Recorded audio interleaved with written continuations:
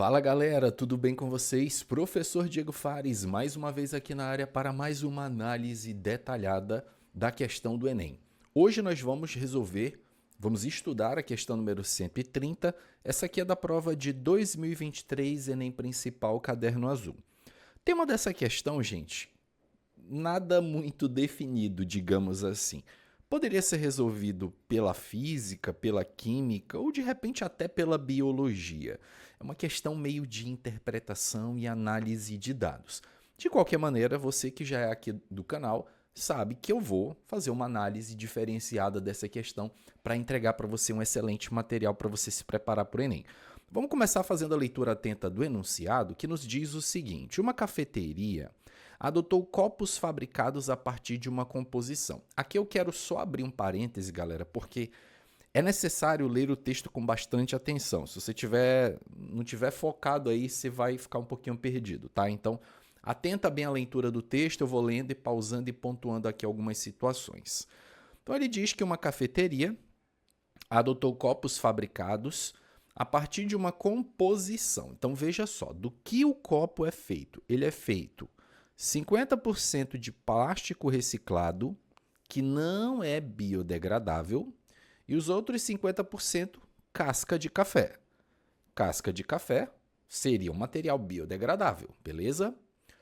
O copo é reutilizável e retornável, ou seja, não é um copo descartável, né? É um copo que você pode utilizar várias vezes.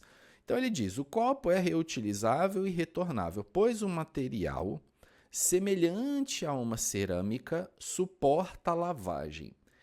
Aqui, galera, fica... talvez o aluno tentou imaginar semelhante a uma cerâmica. Como assim, professor? Talvez ele esteja aqui, galera, se referindo àqueles utensílios, aqueles copos que são feitos de tipo porcelana, né? Que é uma espécie ali de cerâmica. Então é aquela coisa que você usa várias vezes. Talvez ele esteja indo mais para esse sentido. Então ele é semelhante a uma cerâmica nesse sentido e ele fala aqui, ó, suporta a lavagem, beleza? Então é um material que eu posso lavar e ele é retornável, beleza? Embora ele seja comercializado por um preço considerado alto, quando comparado a de um copo plástico descartável, essa cafeteira possibilita aos clientes retornarem o copo sujo e levarem o café quente servido em outro copo já limpo e higienizado. Então, olha só que interessante isso aí, tá, gente? Ele parece mais caro, só que a cafeteria diz assim, ó, você pode levar, né, o copo, aí você retorna o copo sujo, eles vão te dar um copo limpo para você levar o café quente e o copo aí já limpo e higienizado. Bem interessante, né? Ele é utilizado várias vezes. Então, o cliente pode levar o café naquele copo, ele retorna e ele recebe um outro. O material desse copo oferece também o conforto de não esquentar na parte externa. Olha só que interessante. Não esquentar na parte externa, então não teria aquele problema da pessoa pegar e o copo tá muito quente. Então vocês viram que é assim, galera. A gente faz a leitura do texto da questão e não tem um tema específico. Professor, diga o conteúdo que eu precisaria ter estudado para acertar essa questão. Talvez termologia, questão de condutividade térmica? Não. No meu ponto de vista, não. Era mais você ler o texto, entender o que ele quis dizer, beleza? E aí a pergunta da questão vem e diz: quais duas vantagens esse copo apresenta em comparação ao copo descartável? Quais são as duas vantagens desse copo em relação ao copo descartável convencional? Ter durabilidade de uma cerâmica e ser totalmente biodegradável? Totalmente biodegradável, sendo que o próprio texto da questão, o próprio texto fala bem aqui, que ele é feito 50% de plástico reciclado não biodegradável. Então, gente, essa alternativa, você, desculpa aí, mas você só marcaria se você vacilasse na leitura, porque o texto falou. Estava no texto isso, né?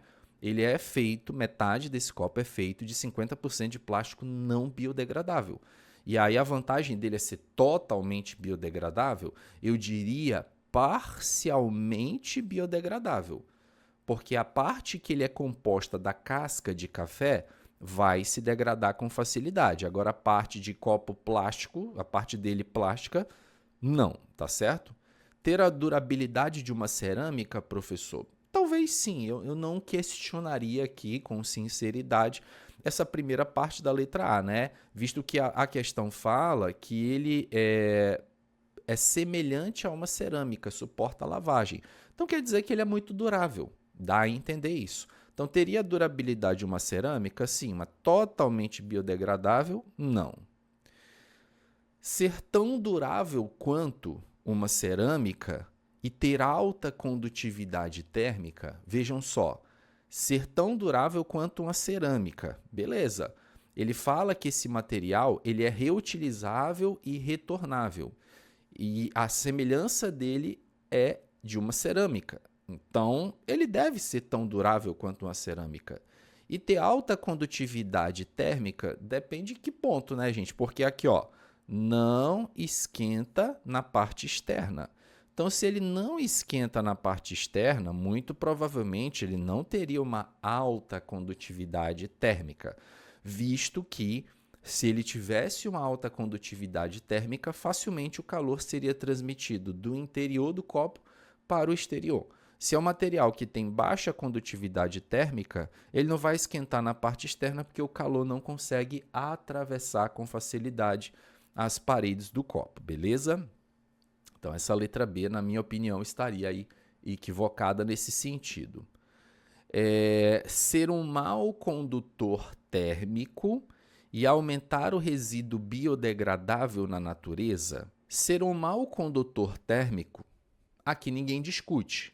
O próprio texto da questão falou que ele não esquenta na parte externa, então ele não conduz muito bem o calor. Agora vejam, aumentar o resíduo biodegradável na natureza, vamos pensar o seguinte, galera, quando é que a gente aumenta um resíduo? Quando a gente produz muito resíduo. Faz sentido na tua cabeça isso? Ó, vamos raciocinar aqui. Quando é que a gente aumenta resíduo? Quando a gente usa muito aquilo ali e usa e joga fora. Porque se alguma coisa ela pode ser utilizada várias vezes, você não vai ter um aumento de resíduo, tá? Então, aumentar o resíduo biodegradável na natureza, eu vejo que não, tá, gente? Porque, mais uma vez, o copo ele é reutilizável, tá aqui a palavra, ó, ele é retornável. Então, você usa o copo e depois você usa ele de novo. E você usa o mesmo copo várias vezes, porque a gente viu nas outras alternativas que falava sobre a durabilidade da cerâmica. Então, se é um material que dura, você não aumenta o resíduo na natureza. Aumentaria o resíduo de um copo descartável, né? E aqui eu não estou nem referindo a ser biodegradável. A gente sabe que copo descartável convencional não é. Mas aumentar ou diminuir o resíduo depende de quantas vezes você consegue utilizar aquele material. Olha a letra D. Ter baixa condutividade térmica, perfeito, ele não esquenta. E reduzir o resíduo não biodegradável na natureza. Ou seja, olha só que interessante. Por que ele fala de reduzir o resíduo não biodegradável? Porque metade desse copo é plástico reciclado. E esse resíduo é um resíduo não biodegradável. E você reduz esse resíduo não biodegradável na natureza, porque ao invés dele estar na natureza, ele está onde? Ele está no copo. Entenderam? Então, pensem que esse copo aqui, galerinha, ele tem plástico, tá? Esse copo ele tem plástico que não biodegradável, tá? Pensem que esse copo ele tem plástico não biodegradável. Então, se você pega esse copo e usa somente uma vez ele e joga fora, você está aumentando o resíduo não biodegradável na natureza, perfeito? Se você pega esse copo e utiliza ele várias e várias e várias vezes, você está contribuindo para quê? Para reduzir na natureza, porque você não vai jogar ele na natureza, você vai ficar com ele várias vezes, o resíduo não biodegradável. E resíduo não biodegradável, ó, é a parte dele que é feita 50% de plástico reciclado. Por isso a letra D. Ter alta condutividade térmica, aí já começa vacilando aqui, ó. A letra E já vacila no começo. Possibilitar a degradação do material no meio ambiente? Não seria toda a degradação, seria parte da degradação. Esse copo parcialmente ele se degradaria no meio ambiente, porque 50% dele é feito de casca de café. Então, de qualquer maneira, a letra E estaria errada, beleza? Mas então, gente, é aquela questão que, assim, coloquei aqui nas resoluções de química, né, que são as análises que eu faço com vocês, porque, assim, com os meus conhecimentos, eu consegui resolver essa questão tranquilo, tá? Não era nada específico de química, nem específico de física, nem específico de biologia. Você, com um conhecimento geral e com uma boa interpretação, conseguiria resolvê-la. É claro, gente, que interpretação é algo que você não adquire da noite para o dia. É necessário treino. Não vão pensar que, por exemplo, professor, o senhor fez uma análise e, poxa, eu entendi, mas na hora da prova eu não pensaria assim. E você acha que eu adquiri isso da noite para o dia, meu querido aluno? Claro que não, isso é treino. Quanto mais você faz as questões do Enem, mais você se habitua com essa redação, com esse texto, a forma de extrair os dados. Então é questão de tempo, meu querido aluno. Dê tempo para que você consiga desenvolver essa habilidade, beleza?